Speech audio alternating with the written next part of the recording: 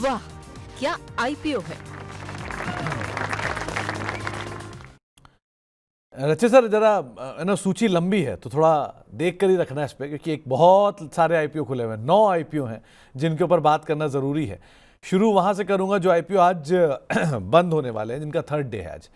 तो पहला नाम आता है Anand Rathi share and stock broking का। करीब करीब 3 गुना ये आईपीओ सब्सक्राइब हुआ था थोड़ी देर पहले तक, अब तो ये नंबर और बेटर हो गया होगा। 23 से 25 सितंबर के बीच में आईपीओ खुला रहेगा। 393 से 414 रुपए इसका प्राइस बैंड है। 745 करोड़ रुपए का इशू है और पूरा का पूरा फ्रेश इशू है। एंकर इन्वेस्टर से ऑलरेडी 220 करोड़ रुपए रेज किए गए हैं। क्या करना चाहिए यहाँ पे? सर एक्चुअली इसमें एक प्रॉब्लम है, कंप्लायंस के चलते I am not the right man who can comment. थोड़ा सा एक कॉन्फ्लिक्ट है, तो इस पे मैं कमेंट नहीं कर पाऊंगा सर। चलिए अगले पे आ जाते हैं, कोई बात नहीं सर, आज बहुत लंबी सूची है। शेषाशाही टेक्नो, इसका आईपीओ का आज लास्ट डे है। सो फार ये आईपीओ सब्सक्राइब हो चुका है 8 गुना, और ये आपकी स्क्रीन पे नंबर भी है, एक बढ़िया सब्सक्रिप्शन का नंबर देखने को मिला है सो फार इनका। और जो आईपीओ की डिटेल है उसके हिसाब से 25 तक, यानी आज तक ये आईपीओ खुला रहने वाला है।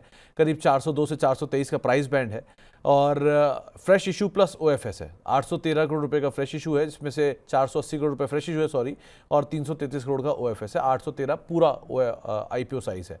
क्या करना चाहिए इसमें, क्या देख रहे हो आप?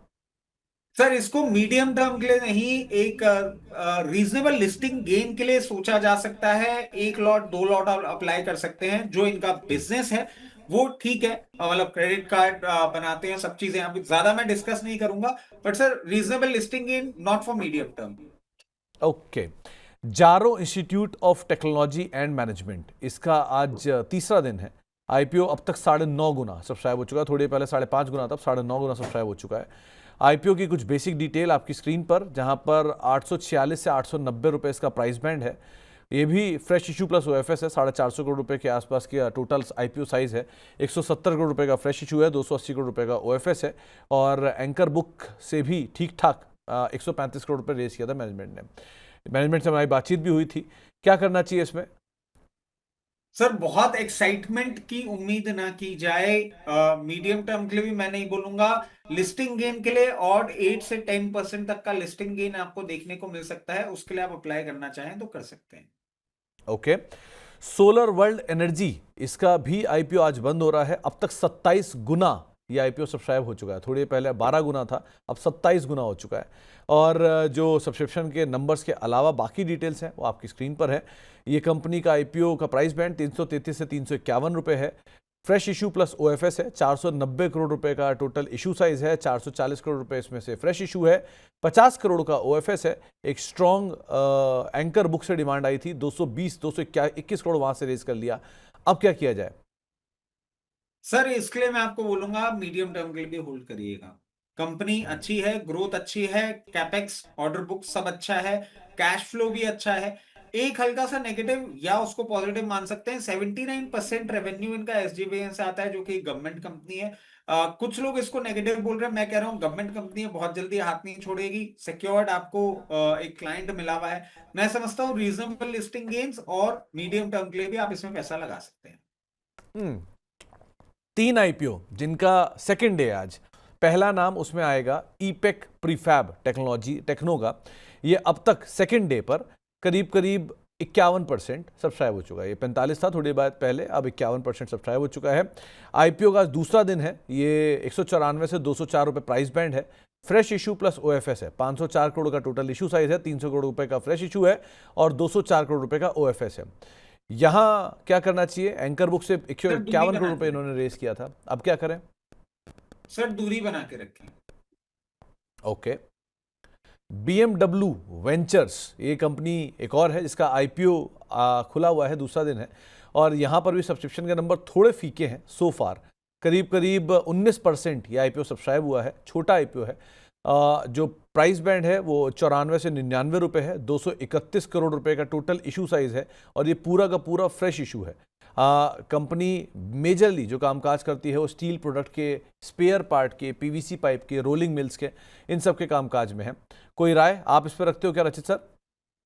सर मेरी समझ से छोटा आईपीओ है, आपको हो सकता है एंड तक जाते जाते और सब्सक्रिप्शन के फिगर्स आते हुए दिखें, but for the time being दूरी बना के रखेंगे। एक बार लिस्टिंग हो जाने देते हैं, फिर देखते हैं क्या करना है। चलिए, जैन रिसोर्स, इसकी मैनेजमेंट से हमने बातचीत भी की थी। करीब करीब 93% ये सब्सक्राइब हो चुका है दूसरे दिन, पहले 88 था, अब 93% के आसपास सब्सक्राइब हो चुका है। आईपीओ का आज दूसरा दिन है, 220 से लेके 232 रुपए इसका प्राइस बैंड है और फ्रेश इशू प्लस ओएफएस है। बड़ा आईपीओ है, 1250 करोड़ रुपए का आईपीओ है, 500 करोड़ का फ्रेश इशू है, 750 करोड़ का ओएफएस है। फ्रेश इशू से ज्यादा ओएफएस है।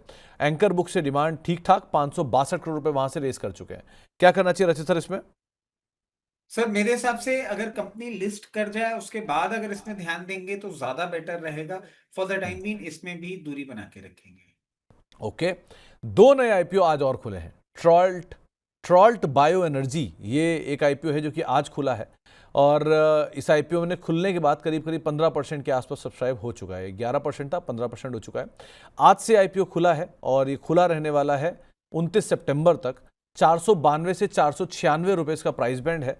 840 करोड़ रुपए रेज कर रहे हैं, 750 करोड़ रुपए फ्रेश इशू है, 90 करोड़ रुपए का ओएफएस है। एंकर बुक से 251 करोड़ रुपए रेज कर चुके हैं। कंपनी बायोफ्यूल इथेनॉल सेक्टर के लिए कामकाज करती है। रचित सर, कोई राय? सर इसको लिस्टिंग गेन्स के लिए कर सकते हैं, एक दो लॉट आप अप्लाई करेंगे, इसमें आपको लिस्टिंग गेन जरूर देखने को मिल सकता है। ये पर्टिकुलर सेक्टर जो है अभी बहुत हीटेड है। मैं समझता हूँ लिस्टिंग गेन्स के लिए आप अप्लाई कर सकते हैं। ओके, जिन कुशल इंडस्ट्रीज पहले दिन ही 1.5 गुना ऑलरेडी सब्सक्राइब हो चुका है ये आईपीओ और जो आईपीओ की डिटेल है वो आपकी स्क्रीन पर। आज से आईपीओ खुला है 29 तारीख तक के लिए। 115 से 121 रुपए इसका प्राइस बैंड है। फ्रेश इशू प्लस ओएफएस है, बहुत ही छोटा आईपीओ है। 116 करोड़ रुपए का आईपीओ है, 104 करोड़ रुपए का फ्रेश इशू है, 11 करोड़ रुपए का ओएफएस है और जो एंकर बुक है वहां से 34 करोड़ 35 करोड़ रुपए ऑलरेडी रेज कर चुके हैं। ये कंपनी ट्रेडिंग एक्सपोर्ट के अंदर है और UAE, Mexico, Netherland, Belgium, South Africa, Australia, UK, यहां पर कंपनी का कामकाज है। क्या करना चाहिए?